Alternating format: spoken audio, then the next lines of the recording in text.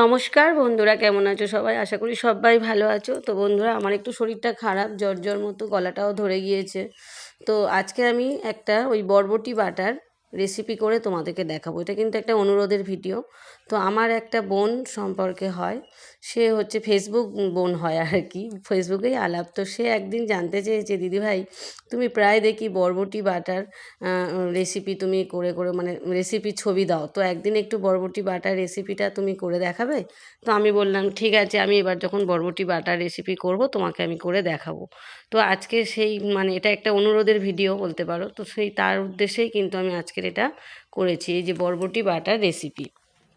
তো প্রথমে কড়াইতে তেল গরম করে নিয়ে তার মধ্যে আমি রসুন বড় এই 8-10টা মতো রসুনের কোয়া আর পেঁয়াজ একটু সামান্য বড় বড় করে ডুমো ডুমো করে কুচি করে নিয়েছি, আর কয়েকটা কাঁচা লঙ্কা নিয়ে ভালো করে আমি ভাজা ভাজা করে নিয়েছি। দেখো বন্ধুরা, বেশ অনেকটা পরিমাণ কিন্তু ভাজা ভাজা করে নিতে হবে, বেশ তাহলে টেস্ট বেশি ভালো হবে। তো একটু ভাজা ভাজা করে নিলাম। তারপরে আমি বরবটিগুলো ধুয়ে রেখে দিয়েছিলাম, কেটে ধুয়ে পরিষ্কার করে রেখে দিয়েছিলাম। তারপর সেগুলোই আমি এর মধ্যে দিয়ে দিলাম।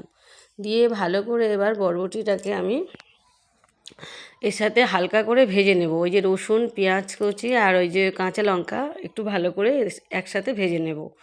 নিয়ে তারপর দেখো বন্ধুরা, আমি একটু লবণ দিয়ে দেব। তো এটা কিন্তু একটু এই যে বরবটিটা একটু সামান্য জল দিতে হবে, কারণ এটা অনেকটা তো। আর তারপরে হচ্ছে একটু সেদ্ধ হওয়ারও ব্যাপার আছে, তো আমি অল্প একটু জল এর মধ্যে অ্যাড করব, সেটা ভাজা হয়ে যাওয়ার পরেই। তো দেখো বন্ধুরা, হালকা করে ভেজে নেব, কড়া কিন্তু একদমই নয়, খুব হালকা করে ভেজে নিয়ে অল্প একটু সামান্য জল দিয়ে আমি এটাকে ঢাকা দিয়ে দেবো, একটু সেদ্ধ হওয়ার জন্য টাইম দেব।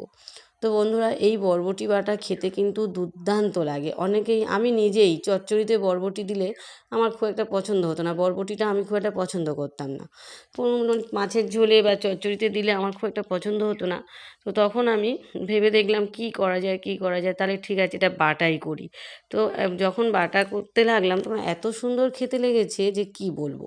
তো সেখান থেকে আমি প্রায় সময় কিন্তু এই বরবটি বাটাটা করি, ভীষণ ভীষণ সুন্দর খেতে লাগে, আর ভাত অনেকটাই উঠে যায়। আর আমার এমনি একটু জ্বর জ্বর মুখ, তো আমার একটু ঝাল ঝাল খাওয়ার ইচ্ছে হচ্ছিল। তো এই বরবটি বাটাটা একটু আমি ঝাল কড়া করে করেছি, খুব অপূর্ব সুন্দর খেতে হয়েছে। তো দেখো বন্ধুরা, এবার আমি ঢাকাটা খুলে দিলাম, আমার কিন্তু বরবটিটা সেদ্ধ হয়ে গিয়েছে। তো আমি এবার এটাকে নামিয়ে ঠান্ডা করে নেব। ঠান্ডা করে নেওয়ার পরে তারপরে মিক্সিতে এটাকে আমি বেটে নেব। তো তোমরা যারা শিলনোড়াতে বাটতে পছন্দ করো তারা শিলনোড়াতেও বেটে নিতে পারো। তো আমি মিক্সিতেই বাটি, আমি আর এত ঝামেলায় যাইনি। তো দেখো বন্ধুরা, এই যে জলটা পুরো কিন্তু ওর মধ্যে জলটা পুরো ওর মধ্যেই কিন্তু মরে গিয়েছে। তো দেখো, এবার আমি এটাকে নামিয়ে নিলাম। তো বন্ধুরা, যেহেতু আমার শরীরটা খারাপ, তো আমি গায়ে চাদর খুলতেই পারছি না, এত আমার শীত লাগছে। আর শরীরটা ভীষণ খারাপ, গলাটা শুনে তোমরা বুঝতেই পারছো যে গলাটা কী পরিমাণ ধরে গিয়েছে, গলায় ব্যথাও হয়েছে কিছুটা, খেতেও সেইভাবে ভালো লাগছে না, মুখে সব কিছু অরুচি লাগছে। তো ওই জন্য একটু ঝাল ঝাল করে এটা করলাম, এটা কিন্তু বেশ ভালো লেগেছে খেতে আমার। তো এবার এটাকে আমি একটু ঠান্ডা করে নেব, নিয়ে মিক্সিতে একটু বেটে নেব, মিহি করে একটা পেস্ট করে নেব। তো বন্ধুরা, এটা হচ্ছে মিহি করে, এই যে দেখো আমি পেস্ট করে নিচ্ছি। মিক্সির যে বড় জারটা ওতেই নিয়েছি, কারণ অনেকটা বরবটি ছিল তো। আমি সবসময় ছোটোটাতেই দিই, কারণ ছোটো যে জারটা ওটাতেই দিই, কিন্তু আজকে অনেকটা করেছি আমি। তো আমাদের বাড়ির পিছনে যে বাগান, সেখানেই বরবটিগুলো হয়েছিল। তো সেই বরবটিগুলোর মধ্যে সব যে কচি ছিল তা না, একটু মোটা মতো ছিল, তো যার জন্য অনেকটা হয়ে গিয়েছে। তো দেখো, এই যে একটা সুন্দর মিহি পেস্ট করে নিলাম। এই যে মিক্সিতে কিছুটা লেগে আছে মিক্সির জারে, পরে ওটাকে আমি হালকা একটু সামান্য জল দিয়ে ধুয়ে নেব, পরিষ্কার করে নেব।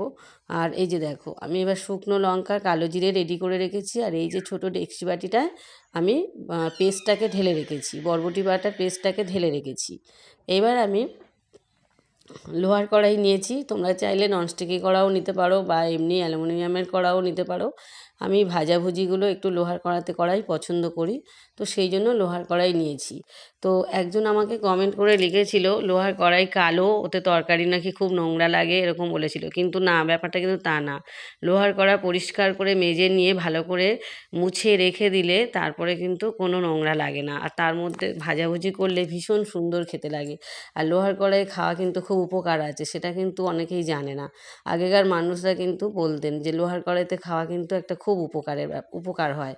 তো দেখো, প্রথমে আমি কড়াইতে সর্ষের তেল দিলাম, দিয়ে কালো জিরে ফোড়ন দিলাম, তারপর শুকনো লঙ্কা 4টে মতো মাঝখান থেকে ছিঁড়ে দিয়ে দিলাম।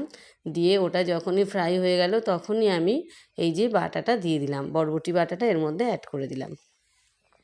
আর লবণ তো দেয়াই ছিল, লবণ দেওয়ার আর কোনো দরকার নেই, লবণ দিয়েই বেটেছিলাম। এইবার এটাকে আমি ভালো করে খুন্তি দিয়ে সারাক্ষণ নাড়বো, নাড়তে নাড়তে নাড়তে নাড়তে রসটা একদম মরে গিয়ে যখন শুকনো মতো হয়ে যাবে তখন আমি এটাকে নামিয়ে নেব। তো বন্ধুরা, এই বাটাটা এই পদ্ধতিতে করে তোমরা দেখতে পারো, ভীষণ ভীষণ সুন্দর খেতে হয়। আমার তো জ্বর মুখে বেশ ভালোই লেগেছে, ভীষণ সুন্দর লেগেছে আমার। আমি তো ডিমের ঝোলও পাশে করছি, তোমরা তো দেখতেই পাচ্ছ ডিমের ঝোলও করেছি। কিন্তু ডিমের ঝোলের চেয়েও আমার কিন্তু মানে ডিমের ঝোলটা অতটা আমার মানে এমনি ভালো লাগে, মাংস ডিম এগুলো আমি ভালোবাসি, মানে চিকেন মাটনটা খাই না, চিকেন ডিম এগুলো আমি ভালোবাসি, কিন্তু আজকে ডিমের ঝোলের থেকেও কিন্তু আমার এই বরবটি বাটাটা ভালো লেগেছে। তো আমার যে বোন হচ্ছে রেসিপিটা দেখতে চেয়েছিল তার উদ্দেশ্যেই বলছি, তুমি বলেছিলে যে দিদিভাই তুমি কিভাবে বানাও, আমাকে একটু রেসিপিটা করে দেখাবে। তো আমি এইভাবেই কিন্তু বানাই, অপূর্ব সুন্দর খেতে লাগে, তুমি এইভাবে করে দেখতে পারো, বা আর সব বন্ধুদেরও বলছি করে দেখ।